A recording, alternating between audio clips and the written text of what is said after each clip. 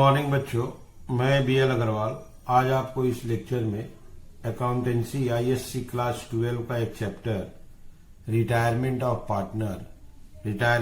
Partner का problem solve करके समझाने का कोशिश करूंगा। उम्मीद करूंगा आप लोग को जरूर से जरूर समझ में आएगा। ठीक है, ये रख दिया आपके सामने एक प्रॉब्लम। XYZ पार्टनर है जिनका रेशियो है 3:1। 31 मार्च 18 बैलेंस शीट दे रहा। ये देखिए इनका कैपिटल बैलेंस है। प्रोविडेंट फंड और क्रेडिटर दोनों ही लायबिलिटी है। एसेट्स में बिल्डिंग मशीन, डेटर से थोड़ा सा प्रोविजन माइनस स्टॉक। यहाँ देखिए ये है PL account, past losses, old partner old ratio में डिस्ट्रीब्यूट कर देंगे, बाद बाकी एसेट्स है। एक्स रिटायर्ड हुआ है, ठीक है, फॉलोइंग एडजस्टमेंट ये रिटायर। स्टॉक का दाम कम होगा, दैट इज डिक्रीज करेगा। कोई पुराना पेपर था जिसको 1000 में बेच दिए, ये इनकम हो गया।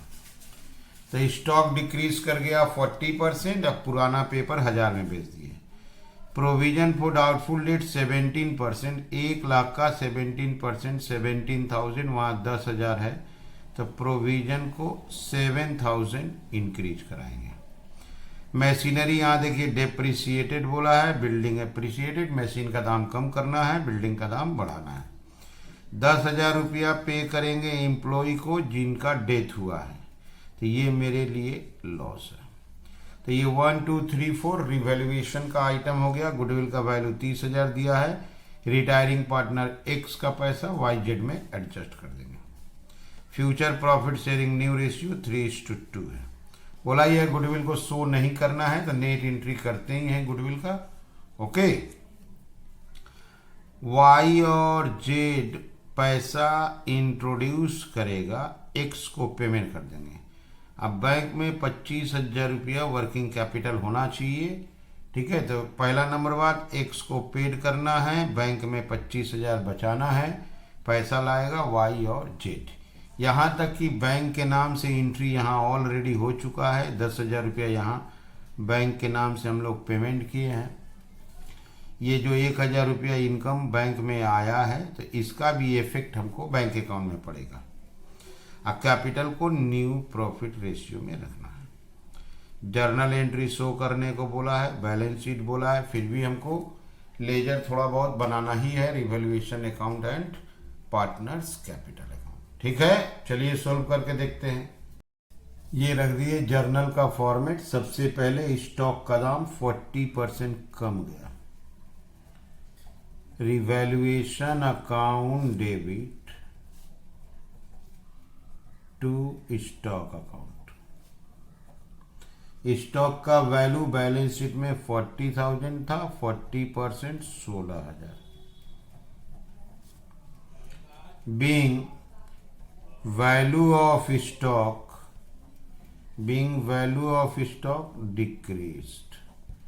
स्टॉक का दाम 40%, 40,000 का 40% 16,000 कम हो गया तो स्टॉक क्रेडिट कर दिए। Revaluation to stock, scrap material 1,000 रुपये में बेचे हैं तो bank account debit to revaluation account. ये हमारा इनकम हुआ है, ठीक है, 1,000 रुपया। Being old papers sold as scrap. पुराना पेपर्स था उसको सेल कर दिए, 1,000 रुपया इनकम हो गया। तो यहां देख लो आप, स्टॉक का दाम कम हो गया था 40%, 40,000 का 40% 16,000 कम कर दिए, ओल्ड पेपर बेच दिए। प्रोविजन 17% करना है, 1 लाख का डेटर है, 17% 17,000 होता है। 10,000 यहाँ पर है तो 7,000 रुपया प्रोविजन को इंक्रीज करा देते हैं। Revaluation account debit to provision for doubtful debt 7,000 being provision for doubtful debt increased. तो प्रोविजन को थोड़ा सा बढ़ा दिए, 10,000 प्रोविजन था, 17 करना था, 7,000 बढ़ा दिए। ओके, यहाँ देखिए मशीनरी 40% डेप्रिसिएट करेगा, 80,000 का 40%, 32,000 कम होगा। बिल्डिंग 20%, यहाँ देखिए 2 लाख का 20%, 40,000 एप्रिसिएट करेगा। तो मशीनरी को डेप्रिसिएट कराना है। Revaluation account debit to machinery account. Asset कम हो गया तो एसेट को क्रेडिट कर देंगे। यहाँ पर 40% होता है आपका 32,000। Being value of machinery decreased. अच्छा, बिल्डिंग को इंक्रीज कराना है 20%, 40,000, तो बिल्डिंग को डेबिट कर देंगे। Building account debit to revaluation account 40,000। being value of building increased। ठीक है, बिल्डिंग का दाम बढ़ा दिए और मशीनरी का दाम कम कर दिए। एक एम्प्लॉय का डेथ हुआ है, उसको 10,000 रुपया कंपेंसेशन दिया जाएगा, तो ये बिजनेस के लिए लॉस हो गया, तो पैसा देंगे revaluation account debit to bank account. 10,000 रुपया पे होगा। Revaluation to bank being amount paid to employ as compensation. Okay, अब आप यहां से रिवैल्यूएशन सोचो। रिवैल्यूएशन 16,000 डेबिट है, ये रहा। यहाँ पे 7,000 डेबिट है। ओके, 32,000 डेबिट है, और लास्ट में यहाँ 10,000 डेबिट है। तो डेबिट हो गया 65। क्रेडिट में देखिए 40,000 क्रेडिट है। क्रेडिट में देखिए यहाँ पे 1,000 क्रेडिट है। तो यहाँ 1,000 क्रेडिट है और यहाँ 40,000 क्रेडिट है। इसका मतलब लॉस हो रहा है, 24,000 का लॉस हुआ। तो उसके लिए एंट्री कर देते हैं revaluation account debit, sorry loss हुआ है। लॉस होने से capital account debit, x capital account debit, Y capital account debit, Z capital account debit to revaluation account. Revaluation में लॉस हुआ है 24, रेशियो है 3:2:1, दैट इज 12,000, 8,000, 4,000। तो being loss on revaluation distributed. इसको हम लोग रिवैल्यूएशन अकाउंट बना के निकाल सकते हैं। प्लस यहाँ देखिए गुडविल का दाम है 30,000, ओल्ड रेशियो है 3:1 और न्यू रेशियो 3:2। गेनिंग रेशियो निकाल के गुडविल का भी एडजस्टमेंट करेंगे, ये वर्किंग लगेगा और आपका रिवैल्यूएशन अकाउंट बना के दिखाएंगे। ठीक है, रेशियो का वर्किंग कर देते हैं। से आपका ओल्ड रेशियो 3:1 है, न्यू रेशियो 3:2 है, gaining ratio new minus old y है 3/5, z है 2/5। y का था 2/6, z का था 1/6। ये हो गया 30, 18 माइनस 10, ये हो गया 30, 12 माइनस 5, ये हो गया 7/30, ये हो गया 8/30। तो गेनिंग रेशियो 8:7। गुडविल का वैल्यू है 30,000। X share in goodwill, x retire हुआ है तो एक्स का गुडविल में शेयर 30,000 3/10, सॉरी 5/10, 3/6 होगा। 3 to 1 तो 3/6 15,000 होगा। तो उसका एंट्री होगा Y capital account debit, Z capital account debit to x capital. Retiring partner का पैसा रिमेनिंग में ओल्ड रेशियो 8,000 7,000 एडजस्ट करना है। ठीक है। अच्छा, आपको बोले थे रिवैल्यूएशन अकाउंट छोटा सा ड्रॉ करके दिखाएंगे। से रिवैल्यूएशन अकाउंट, रिवैल्यूएशन अकाउंट में स्टॉक का दाम कम हुआ था, टू स्टॉक 16,000। स्क्रैप बेचे थे बाई बैंक 1,000। प्रोविजन इंक्रीज कराए थे टू प्रोविजन 7,000। मशीनरी डिक्रीज कराए थे टू मशीनरी 32। बिल्डिंग बढ़ाए थे बाई बिल्डिंग 40,000। 10,000 रुपया कंपेंसेशन पे किए थे टू बैंक 10,000। ओके, ये हो गया 65। क्लियर है।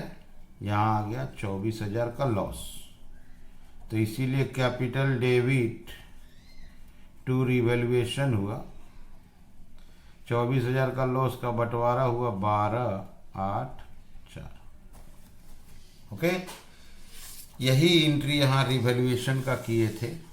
Capital debit x capital debit Y capital debit Z capital debit to revaluation. अच्छा, गुडविल का एंट्री आया था y capital debit Z capital debit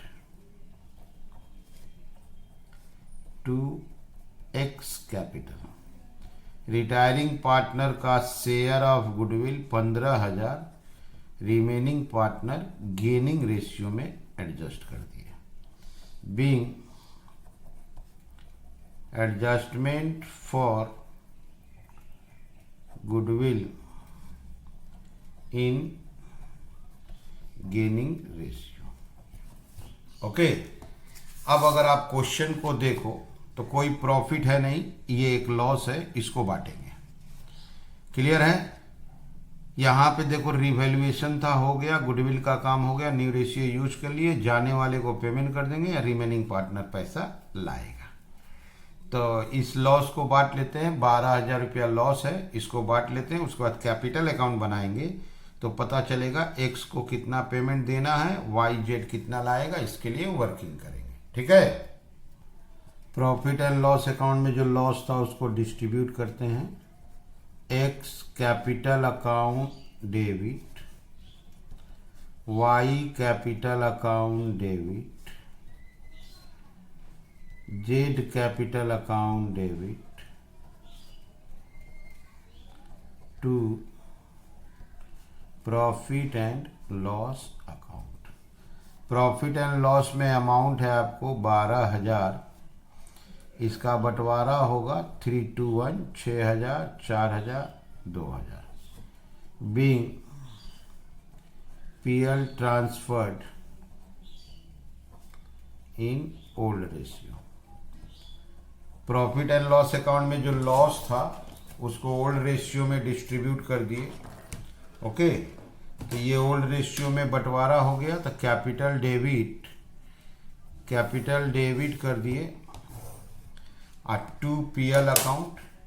अब हमको यहाँ कैपिटल अकाउंट बना के लॉस, ये रिटायरिंग पार्टनर एक्स को कितना दिए पता लगाना होगा। ठीक है, ये रख दिए working partners capital account by balance BD 152,000, 148,000 और 84,000। गुडविल का Y capital Z capital 8,000 7,000 to X capital 8,000 7,000। Revaluation loss आया था to revaluation 12,000 8,000 4,000। PL account loss था टू PL 6,000 4,000 2,000। तो गुडविल हो गया, PL हो गया, रिवैल्यूएशन हो गया। इसको पैसा दे देते हैं टू बैंक पेड, एक्स का हिसाब कर देते हैं। 152,000 8,000 7,000 पूरा 7,000। 167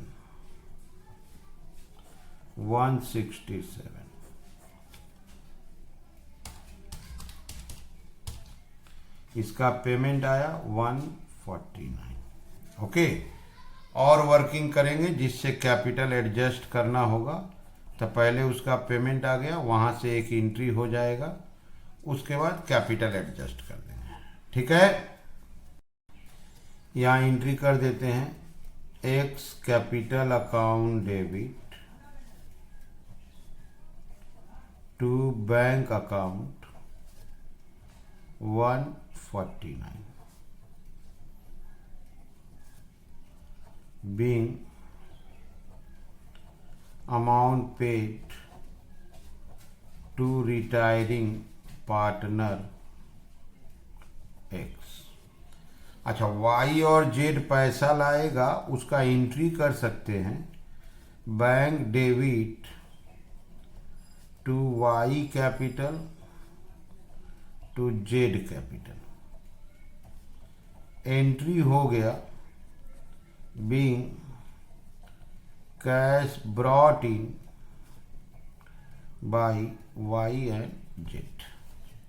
एंट्री हो गया, लेकिन इसका वर्किंग करना होगा। ठीक है, चलिए चलते हैं वर्किंग की तरफ। वर्किंग में सबसे पहले टोटल कैपिटल जानना होगा। टोटल कैपिटल Y का क्लोजिंग कैपिटल, Z का closing capital, cash brought by them. इसको जानने के लिए अगर छोटा सा बैंक अकाउंट बना दे तो कैश ब्रॉड बाय देम जानना आसान हो जाएगा। बैंक अकाउंट में हम लोग के पास बैलेंस था, बैंक अकाउंट का बात कर रहे हैं, बैंक अकाउंट में हम लोग के पास बैलेंस था 22। अब बैलेंस बचाना है 25। बैलेंस था 22, ये देखिए, अब बैलेंस बचाना है 25। स्टॉक बेचे थे 1,000 आया था, एक एम्प्लॉय को 10,000 दिए थे, तो स्टॉक बेचे थे टू रिवैल्यूएशन 1,000 आया था, एम्प्लॉय को पेमेंट दिए थे 10,000। रिटायरिंग पार्टनर एक्स को पेमेंट दिए हैं 149। तो 149, 10,000 और 25,000 बचाना है, दैट इज 184 माइनस आपके पास जो था माइनस कर देंगे 161 पार्टनर लोग लाएगा, to partner capital Y and Z लाएगा, दैट इज 161। ये 161 कैश ब्रॉड बाय देम यहां के लिए है। अच्छा, Y new capital, Z new capital, ये न्यू रेशियो 3:2 में रखना है। तो अभी y और z का क्लोजिंग कैपिटल चाहिए। ये आपका कैपिटल है, y का देखिए 148,000 क्रेडिट में है और डेबिट में 884 20,000 है, 128, इसका 84 है, 84 है, 84 से 7 4 11 2 13,000 माइनस 71। तो यहाँ पे अगर हम बात करें वाई क्लोजिंग कैपिटल तो 128 आया और इसका 71 आया। अब कैश ब्रॉड बाय देम 161 था, तो ये कैपिटल हो गया टोटल 3,60,000। 3,60,000 को 3:2 में रखना है, तो 3 वाले का आया आपका 2,16,000, इसका आया आपका 1,44,000। तो टोटल कैपिटल समझिए, कैपिटल अकाउंट से वाई और जेड का क्लोजिंग कैपिटल लिए, cash brought by them, cash account bank account बना के निकालिए, ये ओपनिंग बैलेंस है, स्टॉक बेचे थे, एम्प्लॉय को दिए थे, रिटायरिंग पार्टनर को पेमेंट दिए, इतना बचा लेना है, तो बैंक में 161 लाना होगा, तो 161 लाया जाएगा, ऐड किए टोटल कैपिटल, इसको न्यू रेशियो में बांट दिए, 216 और 144, यहाँ पे आ जाएगा कैपिटल अकाउंट में ये टू बैलेंस सी डी 216 और 144। तो यहाँ आंसर आपका बाई बैंक आएगा। ओके, तो ये हो गया आपका 236 में से माइनस हो गया 148, तो ये पैसा लाएगा 88, ये हो गया 157 से माइनस हो गया 84, तो इसको 73 लाना होगा, इन दोनों का प्लस करने से 161 होना चाहिए। ओके, हो जा रहा है। तो ये देखिए वर्किंग काफ़ी हो गया, पहले ओल्ड से न्यू, न्यू से आपका गेनिंग रेशियो, गुडविल को एडजस्ट कर दिए गेनिंग रेशियो में, रिवैल्यूएशन अकाउंट बनाए, प्रॉफिट या लॉस आया, कैपिटल अकाउंट तो जरूरी है, नहीं तो बैलेंस शीट नहीं बना पाएंगे, कैपिटल एडजस्ट भी किए, रिटायरिंग पार्टनर को पेमेंट किए, टोटल कैपिटल का वर्किंग कर दिए हैं। ठीक है, टोटल कैपिटल में वाई जेड का closing capital, cash brought by them पता लगाने के लिए बैंक अकाउंट बना दिए। अब वाई जेड पैसा लाया था तो उसका तो एंट्री किए थे, तो अमाउंट था 88 और 73, ये था 88, ये था 73, 161। ओके, समझ में आ रहा है। अब हम लोग को बैलेंस शीट लगेगा, बैलेंस शीट रिक्वायरमेंट में था, तो बैलेंस शीट में पार्टनर्स कैपिटल वाई और जेड, वाई का कैपिटल है 216, 144, दैट इज 3,60,000, ये हो गया इनका कैपिटल का बैलेंस। लायबिलिटी में था क्रेडिटर 51,000, नो चेंज,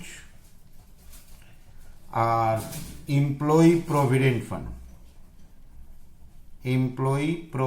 फंड था आपका 9,000, ये हो गया आपको 4,20,000।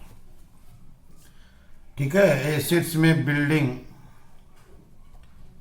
बिल्डिंग का दाम 40,000 बढ़ाए थे 240, मशीनरी का दाम 32,000 कम किए हैं तो 48। स्टॉक का दाम 16,000 कम किए थे 24। डेटर से प्रोविजन बढ़ाए थे। डेटर था आपका 1,00,000, प्रोविजन 17,000 किए थे 83। बैंक में 25,000 बचाना था, ये फिक्स था। एसेट साइड प्लस करके देखते हैं। 240, 48, 24, 83 और 25,000, दैट इज 4,20,000। लायबिलिटी 4,20 आया था, इसका मतलब टोटल टैली कर रहा है। ठीक है, तो उम्मीद करते हैं आपको रिटायरमेंट का ये सॉल्यूशन जरूर समझ में आया होगा। Okay, thank you, bye.